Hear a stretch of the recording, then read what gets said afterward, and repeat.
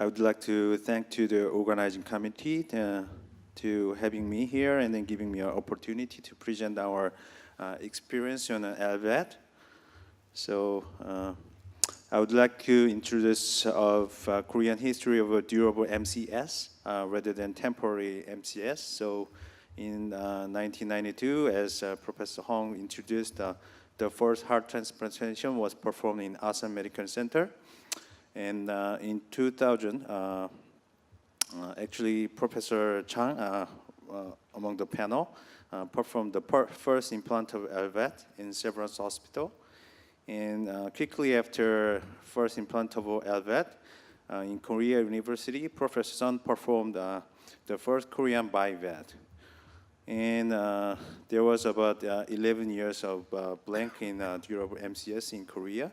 In 2012, actually we performed the first continuous flow MVAD in Samsung Medical Center by Professor John there and Professor Lee, who is my senior partner in Samsung Medical Center.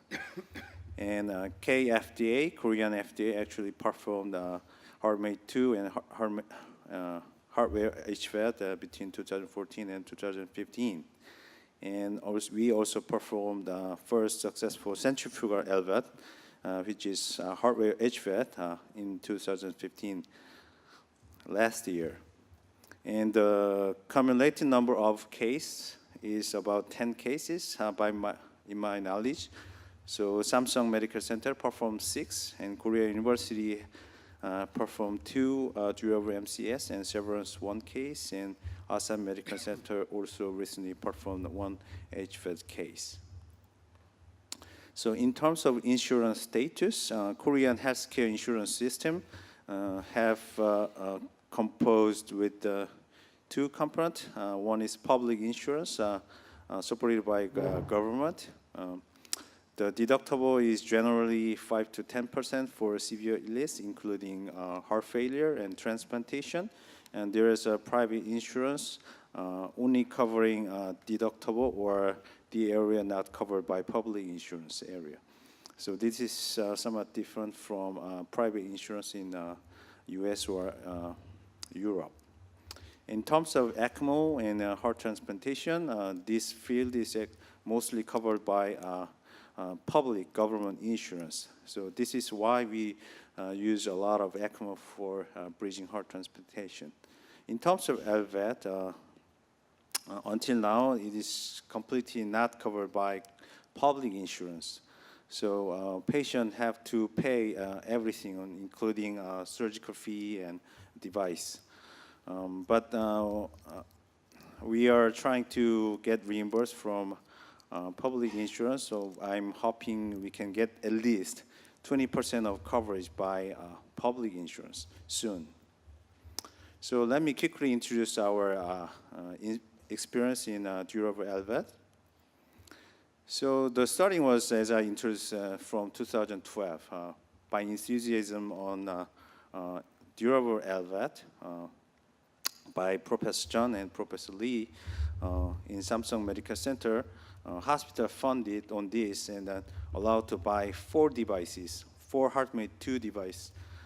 So we decided to perform 3 cases as free for everything, and 1 case is reserved for the emergency. So there was a 3 patient, and the age was between 65 and 75 at the time of surgery. The primary indication was destination therapy. I will discuss on this later on. So this was not designed for bridge to transplantation. So duration was between 2012 and 2014. And the outcome in hospital deaths, there was no in-hospital deaths. There was 1 late death. This patient had some problem of LVAD. It was revealed as device migration and severe suction phenomenon.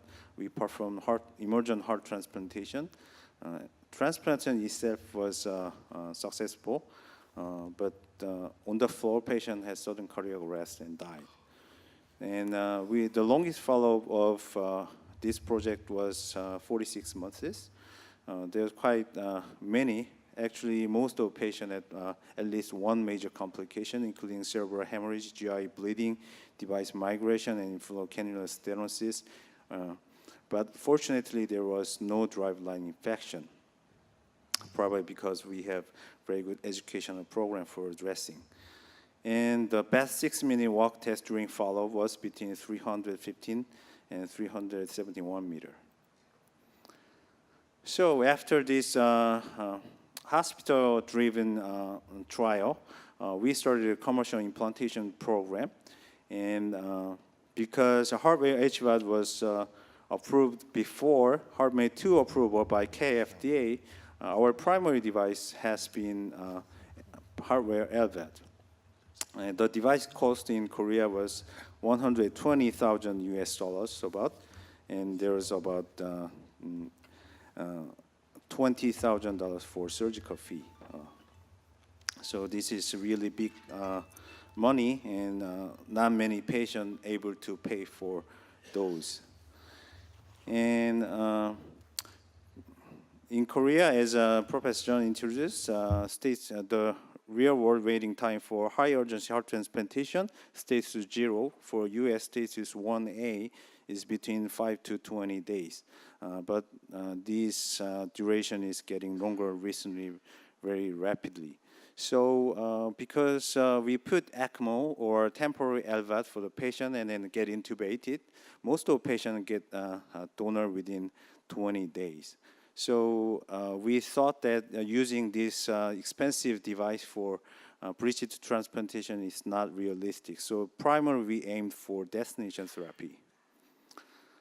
But so let me show the first commercial case of Samsung Medical Center. It was a 62 years old female Korean American who is living in U.S. She visited Korea for just travel. She has previous history of coronary artery bypass, pacemaker, and diabetes, and CKD and ICMP ejection fraction. Last ejection fraction was 35%. The patient has a non-STEMI and referred to our emergency room. And during coronary angiogram, patient had a cardiac arrest. And then we put ECMO and start to support the patient hemodynamics. Patient required CRRT and required prolonged hospital stay, and limb ischemia, had a lot of complications from cardiac arrest and ECMO. She ended up having severe heart failure, even if we were able to remove the ECMO. So she cannot even walk barely. And so because of this heart failure, she cannot come back to Korea. And because she is actually American, she cannot get heart transplantation in Korea. So she was really in trouble. So we suggested hardware HVAD implantation. And the surgery and recovery was uneventful. She was able to go back to U.S. and now she's followed by Alabama group, and so now is after 1 year after surgery. So she quickly recovered from HVAD implantation at POD 45. She was able to travel this amount of distance and this amount of time. And she sent a photo to us when she arrived her house. And the second case was destination therapy case. Actually, the first case was sort of, we are hoping that she will get heart transplantation later on. So this is, the second case is destination case. 79-year-old, very old female who had COPD, hypertension, diabetes. She was dependent on dialysis recently. She had a history of PCI, ICMP, EF 20%. She was having a regular hemodialysis, and in other hospitals, she got admitted to CCU for heart failure and renal failure. And during recent 6 months, she was admitted 4 times. And when we saw her, she was almost bedridden state for a couple months. And but family and the patient really wanted to have second option, such as artificial heart. So at first time, we were reluctant to put this device to almost 80 years old female, but by patient and family's request, we perform HVAD implantation. As you expected, patient had extremely long hospital stay, 89 days, but fortunately, her kidney came back to good function and able to off from hemodialysis. So she went home. This is rehab while she was in the hospital, and she's now doing well. And recent 6-minute walk test, not excellent, but considering she was bedridden for a couple months, she walks about 243 minutes for 6-minute test. So the last commercial case is 48-year-old Meg, a very similar case. Previous speaker showed had previously healthy left main STEMI, and she had a cardiac arrest in the cath lab, and cardiology performed ECMO and PCI, but unable to win from the ECMO, and so the team sent this patient to our center. She suffered from sepsis and limb ischemia and an ICMP. We were able to win ECMO in a marginal hemodynamics. She suffered from wound infection and sepsis and pneumonia for a long time and on dependent CRRT. And so he was unable to leave ICU. And because of all this infection, she was unable to have a heart transplantation. So we decided to perform the hardware HVAD as a bridge to transplantation, possibly. We performed extracorporeal LVAD to stabilize her condition, and we controlled the infection, and we improved this hemodynamics about 10 days, and we decided to perform minimal invasive LVAD implantation on him.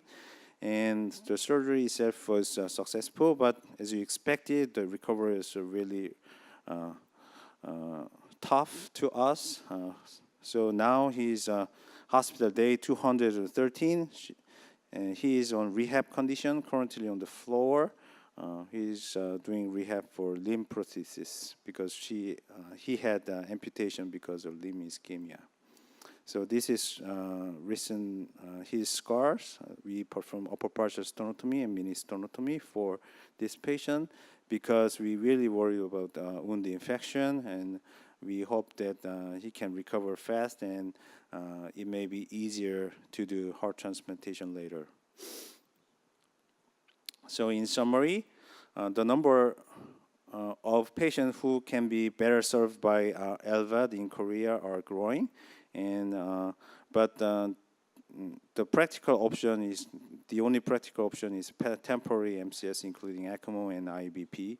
And there's the waiting list mortality has been increasing, and difficult to get donor in Korea. So this is a really important issue to heart failure physicians and surgeons. And there are a few steps are necessary to have sufficient reimbursement public insurance, including adjusting organ allocation system and healthcare budget and institutional quality control on heart transplantation and LVAD. In Samsung Medical Center, now we are comfortable implanting and managing durable LVAD in a complicated situation with supervision. But we still need get more resources into our program. Thank you for your attention.